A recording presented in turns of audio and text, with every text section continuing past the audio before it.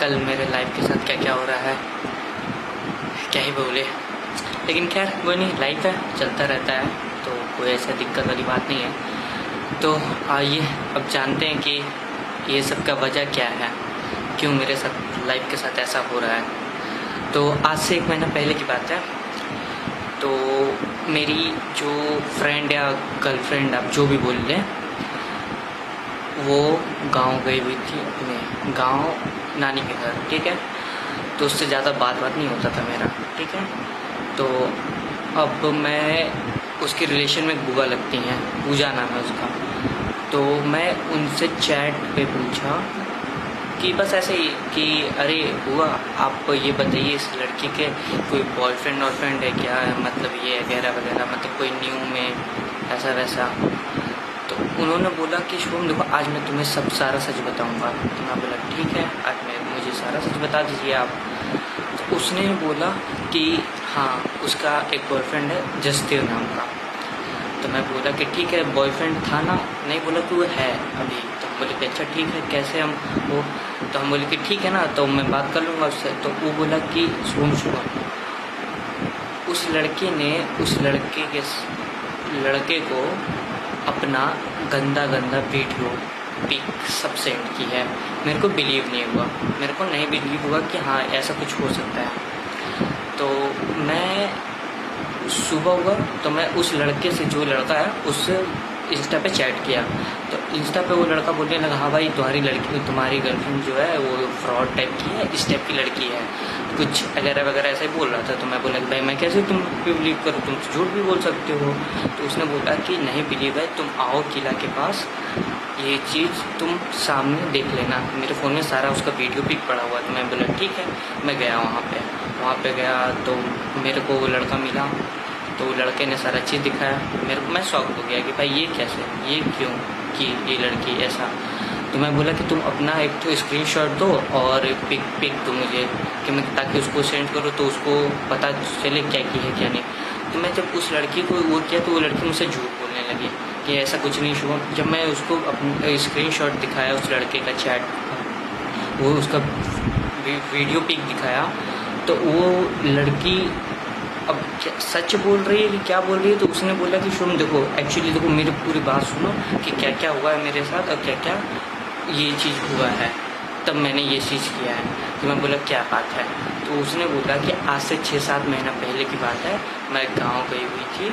तो गांव में शाम के 6 या 7 बज रहा था, कुछ उसी के रास्ते में मैं दुकान जा रही थी, और वो लड़का मुझे ज़बरदस्ती कमरे में खींच के लेके आया, और वो पहले से ही फ़ोन रखा हुआ था अपने रिकॉर्डिंग पे, और वो मेरे साथ ज़बरदस्ती करने लगा, मतलब। और मैं चिल्लाने की कोशिश की तो उसने बोला कि अगर तुम चिल्लाओगी, तुम लड़की हो, तुम्हारी बेइज्जती हो जाएगी, ये हो जाएगी, वो हो जाएगी, इस टाइप का। इसलिए मैंने कुछ नहीं किया, और वो लड़का मेरे को पूरा न्यूड किया, मेरा कपड़ा उतारा, मेरे प्राइवेट पार्ट में अपना फिंगरिंग किया, और मतलब प्राइवेट पार्ट को टच किया, ये किया वो किया, मतलब 10 से 15 मिनट वो किया लड़का। ठीक है, और उसने वीडियो बना लिया और उस लड़के को छोड़ दिया। अब मेरे को नहीं पता कि उस लड़की ने इस लड़के के साथ सेक्स किया कि नहीं किया, मेरे को कोई आइडिया नहीं है। जितना लड़की मेरे को बोल रही है उतना मैं बोल रहा हूँ। ठीक है, तो अब तो ये सारा जांच होगा तो ही पता चलने वाला है।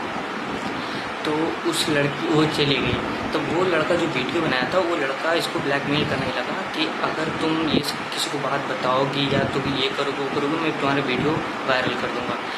तो वो लड़की डर गई, वो ना अपनी मम्मी से बताई, ना किसी से नहीं बताई। ठीक है, और वो लड़का इसको ब्लैकमेल करने लगा कि तुम अपना न्यू पिक और वीडियो मुझे सेंड करो, प्राइवेट पार्ट का अपना वीडियो सेंड हो। वो लड़की डर के कारण वो सारा देने लगी। ठीक है, देने लगी। फिर कुछ देते देते वो लड़का क्या करने लगा कि सारे गांव भर में सारे लड़के को उसका वीडियो पिक दिखाने लगा, मतलब वो करने लगा ये वो ऐसे वैसे। तो ये चीज़ हुआ। तो फिर मैं जब उसकी बुआ से पूछा तो वो ऐसे बताने लगी मुझे। तो ये चीज़ हो गया। तो मैं बोला कि ठीक है, जो हुआ वो लड़का गलत कर रहा है, तुम्हारे साथ गलत किया है, रेप किया है, तो मैं इसके खिलाफ एक्शन लूँगा। तो मैंने उसकी मम्मी से बताया। उसकी मम्मी से बात किया, उसके घर पे गया उससे मिलने, उसकी मम्मी से मिला भी, ये वो ऐसे वैसे मिला भी। तो उसकी मम्मी बोली कि ठीक है ये हो गया, अब शांत हो जाओ। अब मुझे नहीं पता कि उसकी मम्मी क्या चाहती थी, कि वो शांत होना चाहती थी। मेरे को समझ में नहीं आ रहा कि क्यों ऐसा कर रही थी उसकी मम्मी। अब वो चीज़ हो गया। फिर उसके बाद मैं बोला कि नहीं आंटी, मैं एक्शन लूँगा उस लड़के के खिलाफ, तो चाहे जो हो जाए। तो उसने, आंटी ने मेरे को ये ऐसे करके चलवा दिया, ठीक है। उस लड़की को मारा भी उसकी मम्मी ने, ये वो। अब मेरे को नहीं पता क्या क्या हुआ क्या नहीं हुआ, ठीक है। फिर उसके बाद वो और शायद वो लड़का बात किए होंगे, ये वो वगैरह वगैरह, ऐसा वैसा बात है। उसकी मम्मी और वो लड़का बात किए होंगे। अब ये है कि मैं बोला कि आंटी मैं शांत नहीं रहूँगा, मैं पूरा ये मामला पुलिस तक लेके जाऊँगा। तो उसने, अब वो उसकी मम्मी क्या करने लगी कि मेरे पापा को कॉल करके मेरे खिलाफ मेरे को ही भला बुरा बोलने लगी कि आपका लड़का दारू पीता है, ये करता है, घर मतलब एक लौता नाजायज लड़का है आपका, पूरा घर में मतलब सब जगह बोलता है कि मेरी ये है वो है, ऐसे वैसे, मतलब खूब मेरा बुराई किया। मेरे पापा को मेरे ऊपर भरोसा उठ गया, क्योंकि मैं एक लौता लड़का हूँ। मेरे को पता है कि क्या पापा पे लग रहा होगा क्या कि हाँ एक लौता लड़का है, अगर कोई आके कह रहा है तो हाँ वो सच है। क्योंकि भाई जिसके भी एक लौते लड़के होते हैं ना, वो इसके साथ यही चीज़ होता है, उसके घर वाले बहुत शक करते हैं, बहुत चीज़ कहते हैं कि वो लड़का बिगड़ ना कहीं है। तो मेरे साथ भी ये हुआ। तो मैं पापा को समझा कि पापा ऐसी ऐसी बातें हैं। तो पापा बोले कि तुमसे क्या मतलब है उस लड़के। तो मैं बोला कि पापा देखिए मतलब नहीं, उस लड़के ने मुझे बताया है सारा सच, तो मैं क्यों ना खड़ा हूँ, मैं सच के साथ क्यों ना खड़ा हूँ। जब उसकी मम्मी नहीं खड़ा हो रही, कोई नहीं खड़ा हो रहा, वो लड़की भी चुप हो जा रही है, मैं क्यों ना खड़ा हूँ। होने दीजिए चुप। ऐसे तो बहुत सारे रेप केसेस होते हैं जो शांत हो जाते हैं, लेकिन मैं उस टाइप का लड़का नहीं था।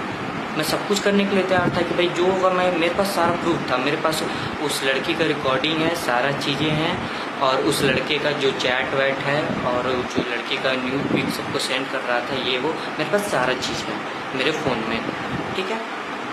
मैं फिर उसके बाद उसकी मम्मी से, तो वो अब ये सब क्या कि जो लड़का जसदेव नाम का है, उसकी मम्मी से ये शायद अब ये दोनों मिल गए होंगे, बोलेंगे कि हाँ आंटी जो आपकी लड़की की है, जो हम किए ठीक है, वो रहने दीजिए, इस लड़के को बोलिए कि पुलिस केस ना करे, नहीं तो आपकी भी बेइज्जती होगी, हमारी भी बेइज्जती होगी।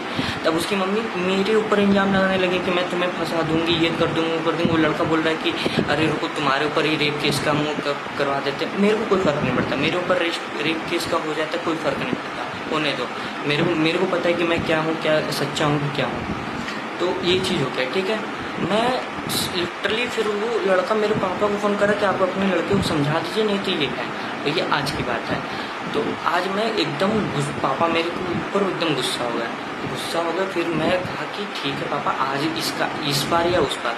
मैं 100 नंबर को फ़ोन किया। उसने फिर उन्होंने सारा बातें बोला। तो उन्होंने जाके मेरे को बोला कि जाके अपना वो थाने पे ये करवाओ। अब मैं जब थाने गया, अब वहाँ पे मिला, मैं बोला कि ठीक है भाई, सपोर्ट करेंगे भाई, पुलिस है, ज़रूर कोई एक्शन लेंगे। अब इन लोगों ने क्या किया कि मेरे ऊपर ही इल्ज़ाम लगाने लगे कि तुम ही फ्रॉड कर रहे हो, तुम ही झूठ बोल रहे हो, ये है वो ऐसे वैसे वगैरह वगैरह। अब एक पुलिस अंकल थे, वो इतने नीच, इतने घटिया किस्म के वो पुलिस थे ना कि अब तो मेरे को पुलिस नाम से चिढ़ हो गई है कि अगर पुलिस ऐसे होते हैं ना तो मत ही हो पुलिस। उनको बात करने का तमीज़ नहीं है। वो गाली दे रहे थे। मैं कभी गाली नहीं देता, वो गाली दे रहे थे। मेरी माँ बहन को ऐसे उल्टा सीधा गाली दे रहे थे, मेरे पापा के बारे में उल्टा सीधा। मैं चुप था बस इसी वजह से कि मेरे को पता था वो अगर मैं कुछ ज़्यादा बोलूँगा तो इन लोग ज़रूर कुछ मेरे खिलाफ ही उल्टा सीधा कर लेंगे। इस वजह से मैं चुप था। और उन लोग बहुत मतलब उस टाइप का मेरे साथ बिहेव कर रहे थे, ऐसा मतलब कि मुझे टॉर्चर टाइप का कर रहे थे। तो मैं बोला ठीक है आप अंकल ऐसा बात है। तो मेरे को मतलब ऐसा टॉर्चर, इतना घटिया वो पुलिस अंकल है ना, उनको बात मैं अगर जब पुलिस